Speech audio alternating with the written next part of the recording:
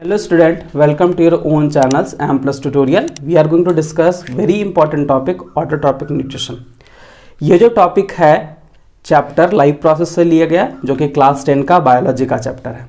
हम लोग दो वीडियो ऑलरेडी हम देख चुके हैं, ठीक है, जिसमें हम लोग देखे हैं क्या कि लाइफ प्रोसेस क्या है, उसका कौन कौन सा एसेंशियल प्रोसेस है।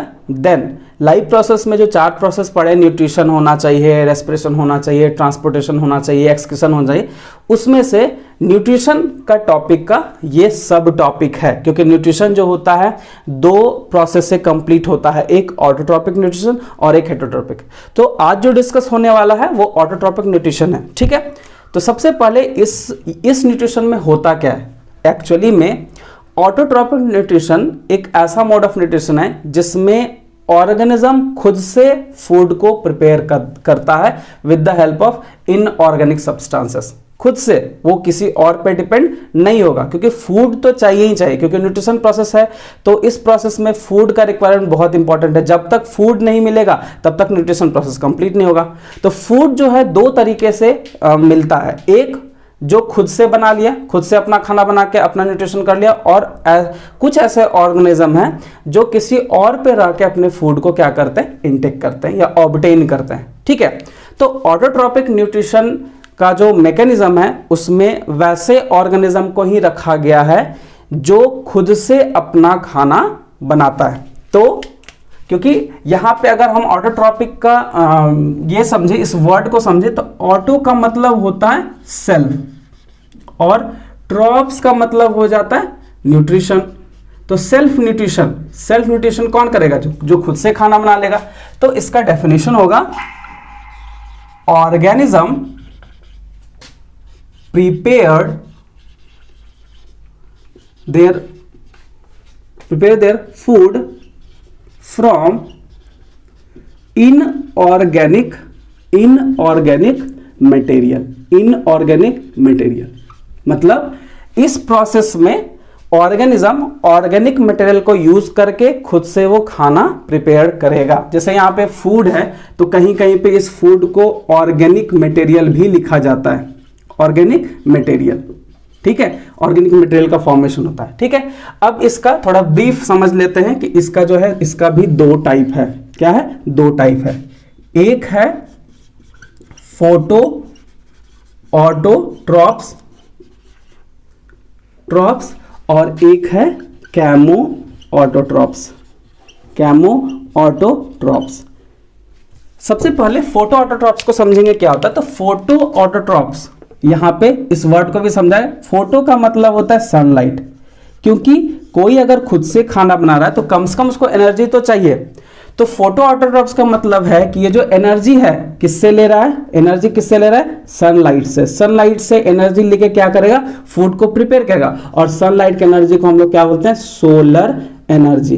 क्या बोलेंगे? सोलर एनर्जी, ठीक है। अब कैमो है, मतलब यहां पे कोई ना कोई केमिकल रिएक्शन से जो रिलीज करता है, केमिकल रिएक्शन से जो रिलीज करेगा एनर्जी, उसी से वो अपना खाना बनाएगा, क्योंकि एनर्जी चाहिए। कोई भी, जैसे ऑटोट्रॉपिक का कोई सा भी टाइप हो, उसको एनर्जी चाहिए। तो फोटो ऑटोट्रॉप्स मतलब क्या होगा? Solar energy, with the help of solar energy. और इसमें क्या होगा? Energy release, energy used chemical reaction. मतलब जो केमिकल रिएक्शन से एनर्जी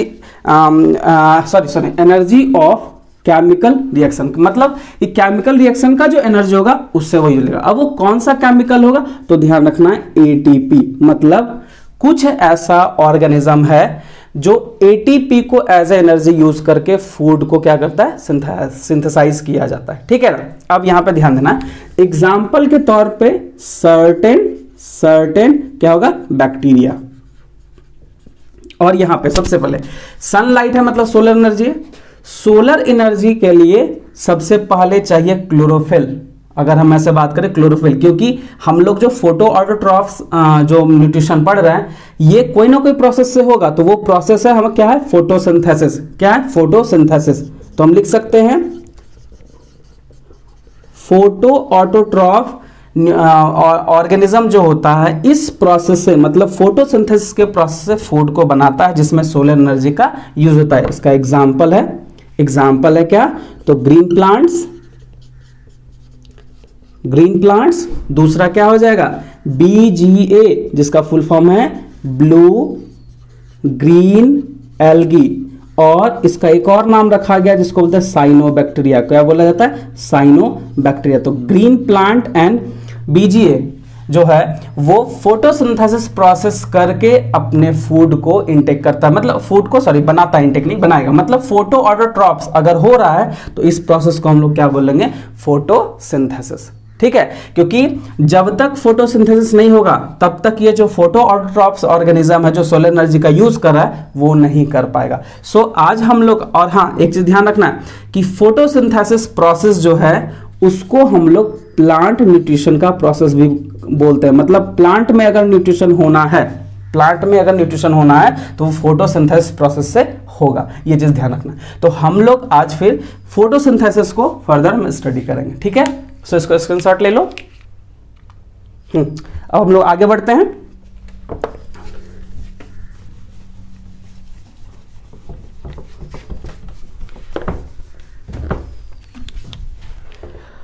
टॉपिक है क्या हम लोग का, फोटोसिंथेसिस। क्या है, photosynthesis. Photosynthesis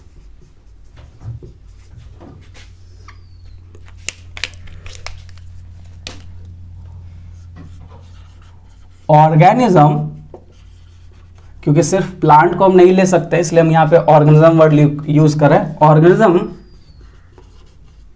prepare their own food with the help of food, इस फूड को हम लोग ग्लूकोज भी बोलते हैं और ऑर्गेनिक मटेरियल भी बोला जाता है। तो ये दोनों वर्ड कहीं कहीं बुक्स में मिलेगा, सो कोई डिफरेंस नहीं है, हम लोग इसको दोनों यूज कर सकते हैं, फूड या ऑर्गेनिक मटेरियल या ग्लूकोज। ठीक है, their own food from inorganic material. अब यहाँ पे ध्यान देना कि इनऑर्गेनिक मटेरियल क्या हो सकता है, तो ये एक तरह का रॉ मटेरियल है। अगर फोटोसिंथेसिस का इंपॉर्टेंट रॉ मटेरियल पूछा जाए तो H2O एंड CO2 जो कि इनऑर्गेनिक फॉर्म में रहता है। ठीक है, और वो ऑर्गेनिक फूड को बनाता है। तो organism prepare their own food from inorganic materials with the help of solar energy and presence of chlorophyll. यहां पे ध्यान देना है, ठीक है, कि कोई भी प्लांट अगर फूड बनाता है तो उसके लिए इनऑर्गेनिक मटेरियल मतलब H2O एंड CO2 होना चाहिए। एनर्जी के तौर पे सोलर एनर्जी यूज होगा और क्लोरोफिल होना चाहिए। अगर क्लोरोफिल नहीं होगा तो ये प्रोसेस नहीं हो सकता है। ठीक है, ये है। चल इसका एक इक्वेशन लिख देते हैं।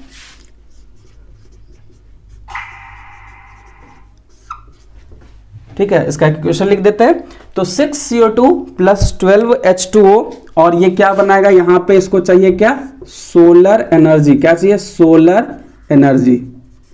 और क्लोरोफिल होना चाहिए, क्लोरोफिल भी होना चाहिए, क्योंकि क्लोरोफिल के बिना ये एनर्जी ट्रैप होगा नहीं, हम लोग ये आगे भी देखेंगे। ठीक है, तो ये चीज चाहिए। और ये बनाएगा क्या, तो C6H12O6 plus H2O plus O2, ये चीज ध्यान रखना है। ठीक है, तो यहां पे कहने का मतलब है हम लोग को ग्लूकोज मिलेगा, ये ग्लूकोज मिल गया, H2O भी मिलेगा, और O2 मतलब O2 ऑक्सीजन, मतलब यहां पे O2 जो है एज ए बाय प्रोडक्ट यहां पे बनेगा। अगर यहां पे कुछ क्वेश्चंस वगैरह जैसे पूछा जाता है कि जैसे ग्लूकोज है, glucose is a main product, glucose is a main product, जिसको हम लोग बोलते हैं मेन प्रोडक्ट किसका, फोटोसिंथेसिस का। लेकिन अगर हम बात करें ऑक्सीजन का तो ये बाय प्रोडक्ट होता है, क्योंकि ऑक्सीजन कभी भी प्लांट यूज नहीं कर सकता है, ये एटमॉस्फेयर में रिलीज कर देगा। ठीक है, ये चीज होता है।